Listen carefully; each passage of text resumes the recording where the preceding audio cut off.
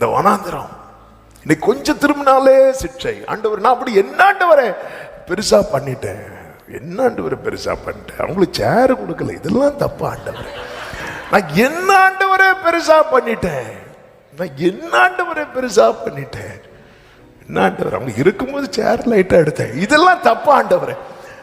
நம்ம சின்ன சின்ன விஷயம் நமக்கு வந்து இதுக்கெல்லாம் போய் ஆண்டவர், இதுக்கெல்லாம் போய் சிலர் அப்படிதான் கேட்பாங்க, எனக்கு என்னன்னு தெரியல, இந்த இந்த இந்த பிரச்சனை மாற மாட்டேங்குது, ஒருவேளை நான் இப்படி பண்ணதுனாலயா இருக்குமோ, அப்படி ஒரு உணர்வு வரதே நல்ல சைன்.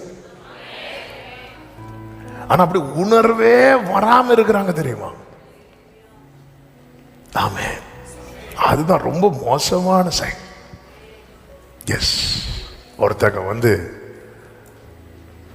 சொன்னாங்க, அவங்களுக்கு இன்னொருத்தங்களுக்கு இடையில ஒரு சின்ன மன வருத்தம்.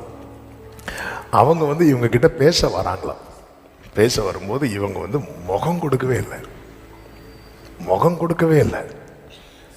இத்தனைக்கும் இவங்க பண்ண தப்பு தான், ஆனாலும் அவங்க பேச வராங்க.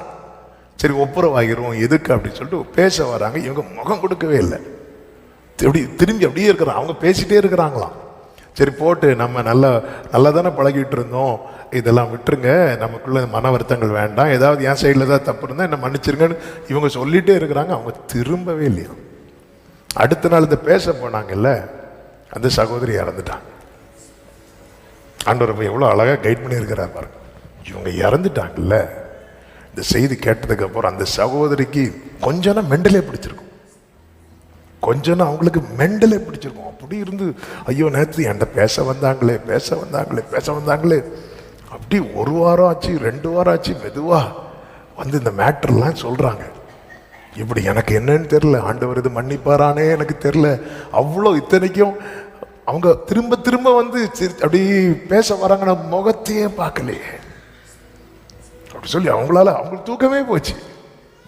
அதுக்கப்புறம் அவங்களுக்கு கொஞ்சம் சரி, நீங்க இவ்வளவு உணர்றீங்கல்ல, நிச்சயமா ஆண்டவர் மன்னிப்பாங்கன்னு சொல்லி அவங்கள சால்வ் பண்ணி ப்ரேயர் பண்ணி அனுப்பிவிட்டேன். இந்த உணர்வு இருக்கு தெரியுமா, இதுதான் ஆண்டவர் மோசையை கொண்டு சொல்றாரு. அந்த கொள்ளிவாய் சர்ப்பல ஒன்று அது வந்து ஒன்று புரிஞ்சுக்கோ, தகப்பன் சிட்சியாத புத்திரன் உண்டோ. ஏன்டவர் இப்படி சிட்சைகள் எல்லாம் என் ட்ராக்ல கொண்டு வரீங்க அப்படின்னா, அவருடைய நோக்கம் என்ன தெரியுமா? அவர் ஆயத்தம் பண்ணின. ஹல்லேலூயா. நம்ம பாடணும், எனக்காக ஆயத்தம் பண்ணினதை என் கண்ணால்